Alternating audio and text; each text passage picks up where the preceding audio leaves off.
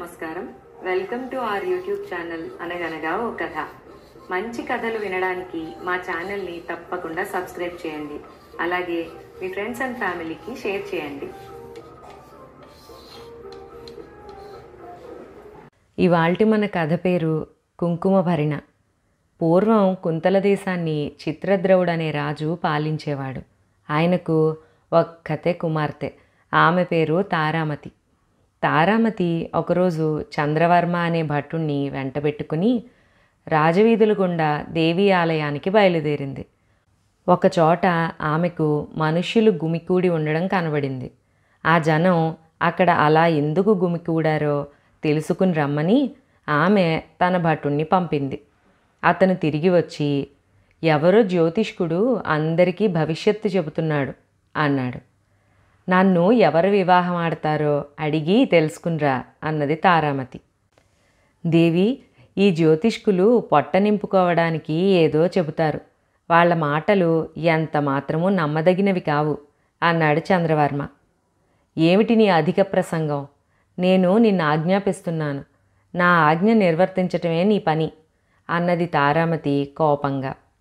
చంద్రవర్మ జ్యోతిష్కుడి వద్దకు వెళ్ళి తిరిగి వచ్చి, నేను ముందే చెప్పలేదా, ఈ జ్యోతిష్కుడు చెప్పేది ఎంత మాత్రమూ నిజం కాదు అన్నాడు.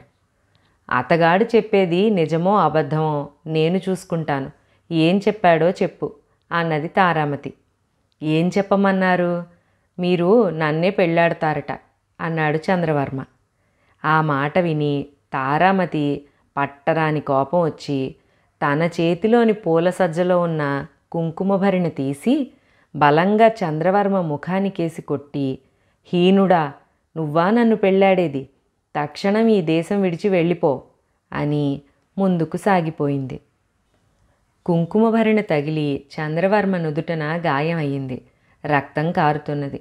అతను తన తలపాగాతో రక్తం తుడుచుకుని కింద పడి ఉన్న కుంకుమ భరిణ తీసుకుని తిన్నగా దేశం విడిచి వెళ్ళిపోయాడు.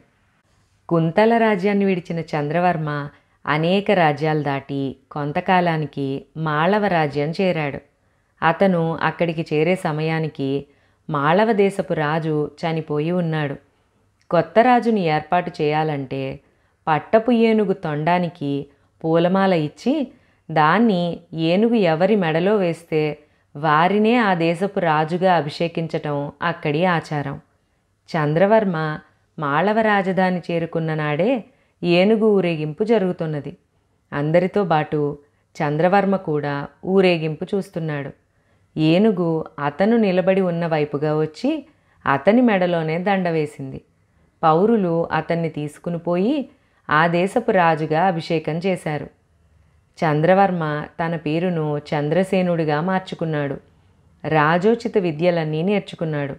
మంత్రులు అతన్ని పెళ్లి చేసుకోమన్నారు. అనేక దేశాల నుంచి రాజకుమార్తెల పటాలు వచ్చాయి. వాటిలో తారామతి పటం కూడా ఉన్నది. అతనికి గతం గుర్తుకు వచ్చి తారామతిని పెళ్లాడతానన్నాడు. తారామతి తండ్రి మాళవరాజుకు తన కుమార్తెనిచ్చి చేయడానికి ఒప్పుకున్నాడు. చంద్రసేనుడికి తారామతికి వైభవంగా పెళ్లి జరిగింది. తారామతి తన భర్త ముఖంకేసి చూసి, ఈ మచ్చ ఎలా ఏర్పడింది అని అడిగింది. చంద్రసేనుడు కుంకుమ భరిణ తీసి ఆమెకి చూపి, నా పట్టపురాణి దీనితో కొట్టిన దెబ్బ తాలూకు మచ్చ అన్నాడు నవ్వుతూ. విధినెవ్వరూ తప్పించలేరని చెప్పే ఈ చిన్న కథ ఇక్కడితో సమాప్తం. మరొక మంచి కథలో మళ్ళీ కలుసుకుందాం.